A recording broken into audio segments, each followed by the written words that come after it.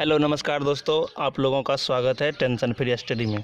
दोस्तों, आप लोगों के लिए आज इस वीडियो में दो चर वाले रैखिक समीकरण चैप्टर का एक्सरसाइज 3.5 का क्वेश्चन लेकर आए हैं।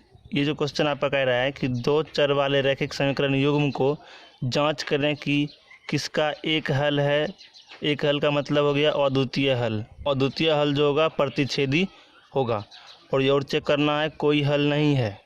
किस समीकरण का जो है इस तरह का समीकरण का कोई हल नहीं है। जो इसका कोई हल नहीं होता है वो समांतर होता है। और किसका अनेक हल है, मतलब अपरिमित रूप से अनंत हल जिसको बोलते हैं उसी को अनेक हल भी बोलते हैं।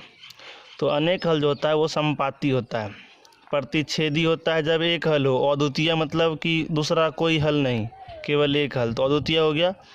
और कोई हल नहीं जो हो गया वो हो गया समांतर, जहाँ कोई कटान बिंदु यदि रेखा से बनेगा ही नहीं तो वो जैसे ये हो गया, कहीं कटान बिंदु नहीं बन रहा है तो कोई हल नहीं, कहीं पे कटान बिंदु जहाँ बनेगा वहीं पे हल होगा। जब तक रेखा दो एक दूसरे को कहीं काटता नहीं है तो वहाँ कोई हल नहीं होता है।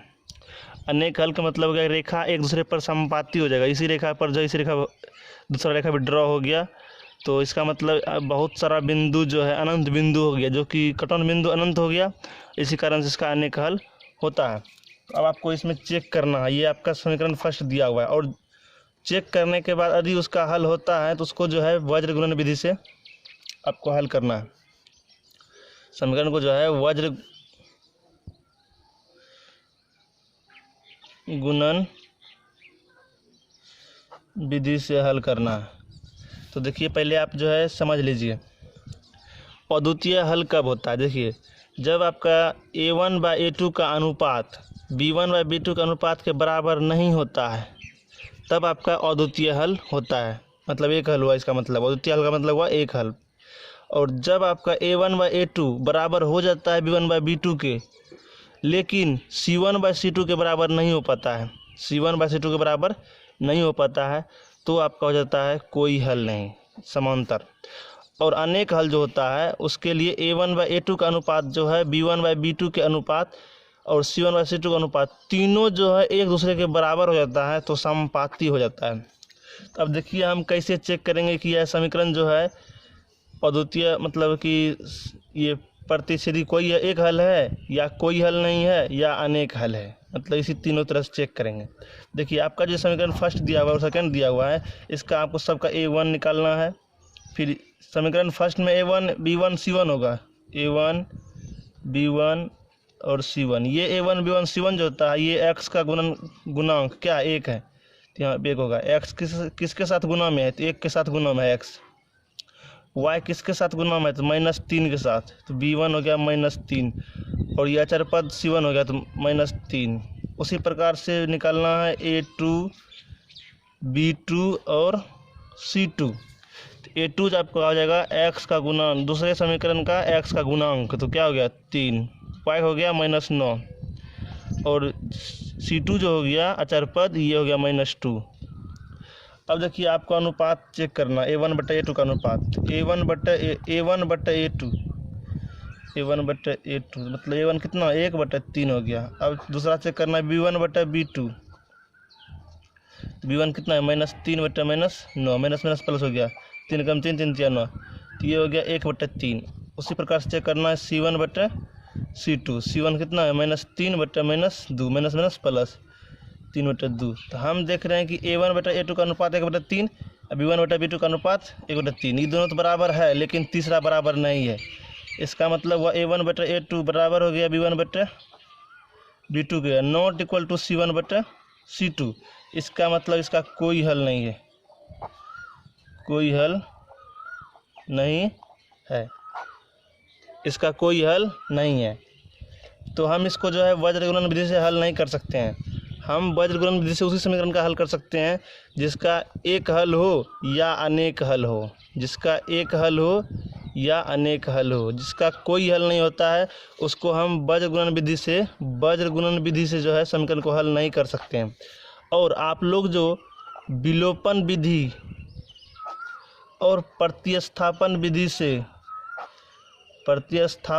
से जो है हल जो करते हैं समीकरण को, वो समीकरण आप जो करते हैं केवल जिसका एक हल होता है उसी को आप करते हैं। विलोपन या प्रतिस्थापन विधि से आप चेक कीजिए, जिसका अनेक हल होगा उसका भी आप हल विलोपन विधि से या प्रतिस्थापन विधि से नहीं कर सकते हैं, केवल जो है एक हल वाले समीकरण को कर सकते हैं। तो उसी प्रकार से जो है हम जो है वज्र गुणन विधि से जो है अनेक हल वाला भी कर सकते हैं और एक हल वाला कर सकते हैं। जिसका कोई हल नहीं होता है उसे वज्र गुणन विधि से हल हम नहीं कर सकते हैं। आपका सेकेंड समीकरण है, चेक करना है कि ये समीकरण युग्म जो है एक हल है या कोई हल नहीं है या अनंत हल है। उसके बाद हमें वज्र गुणन विधि से हल करना है। यदि हल होता है तो हमको हल करना है। देखिए हल कैसे चेक कैसे करेंगे। तो आपका a1 क्या हो गया, x का गुणांक 2, b1 क्या हो गया, ये y का गुणांक 1। देखिए ये c1 जो आपका होगा वो आपको बराबर के इस पार मतलब दाएं पद को जीरो करना है। तो यहाँ दाएं पद जीरो कैसे होगा, 2x प्लस हुआ या 5 को बराबर के इस पार ला लीजिए तो -5 बराबर 0। ये दायां बराबर के दायां पद को दायां भाग को जो है जीरो कर लेना है। c1 आपका ये -5 हो गया, बराबर के इस पार जाएगा तो c1 -5। सेम उसी प्रकार से समीकरण सेकेंड भी कीजिए। तो आपका पहले इसको इस पार ला लीजिए तो क्या हो जाएगा, 3x प्लस 2y -8 बराबर 0। अब आप यहाँ पे निकालिए a2 क्या हो जाएगा, a2 3 हो जाएगा। b2 क्या हो जाएगा, y का गुणांक 2 है, 2 हो जाएगा। और c2 क्या हो जाएगा, -8। अब आप a1 बटे a2 कीजिए, a1 2 है, a2 कितना है 3, a1 बटे a2 तो a1 2 बटे ये हो गया 3। उसके बाद b1 बटे b2 कीजिए तो b1 कितना है 1 बटे ये कितना है b2 2। उसके बाद c1 बटे c2 कीजिए, c1 कितना है -5 बटे -8। देखिए हम जो है a1 बटे a2 को ही चेक पहले करते हैं। यदि दोनों बराबर नहीं होता है तो आगे करने की ज़रूरत नहीं है, यदि बराबर हो जाता है तब आगे करते हैं। देखिए a1 बटे a2 का अनुपात 2/3 है और ये 1/2 है, तो ये अनुपात बराबर नहीं है। इसका मतलब इसका जो हो जाएगा एक हल होगा, एक हल होगा जिसका a1 बटे a2 not equal to b1 बटे b2 होता है, नॉट इक्वल टू b1 बटे b2 होता है।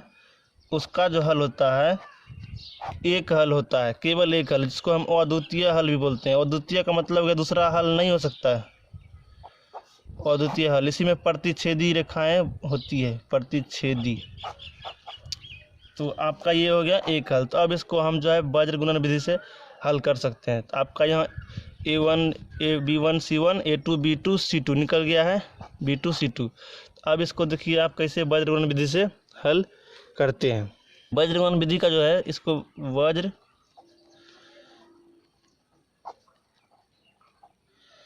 विधि से इसका फार्मूला आपका रखना। देखिए x y और ये अचर पद, तो x के नीचे जो हमको लिखना है ये तीनों का अनुपात जो होता है बराबर होता है, तीनों का अनुपात जो होता है वो बराबर होता है। देखिए यहाँ हमको शुरू करना है BC से, फार्मूला आसानी से लिखने का तरीका सिखाते हैं।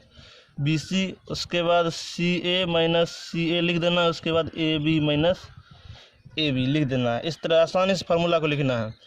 फिर यहाँ 12, फिर यहाँ 21। देखिए B1 C2 हो गया, 12 21 लगा रहे हैं। फिर यहाँ 12 21, फिर 12 21। ये आपका देखिए B1 C2 minus B2 C1 हो गया, C1 C2 minus C2 A1 हो गया, A1 B2 minus A2 B1 हो गया। ये फार्मूला हो गया, इसी पर हम बैठाएंगे, मेरा समीकरण हल आसानी से हो जाएगा। ये फार्मूला है x बटे, देखिए आपका B1 कितना है, B1 जो आपका है 1 है, B1 कितना है 1 गुना C2 जो है C2 आपका जो है -8 है, -8। फिर माइनस B2 आपका जो है 2 है, B2 आपका 2 है गुना C1 जो आपका है C1 -5 है।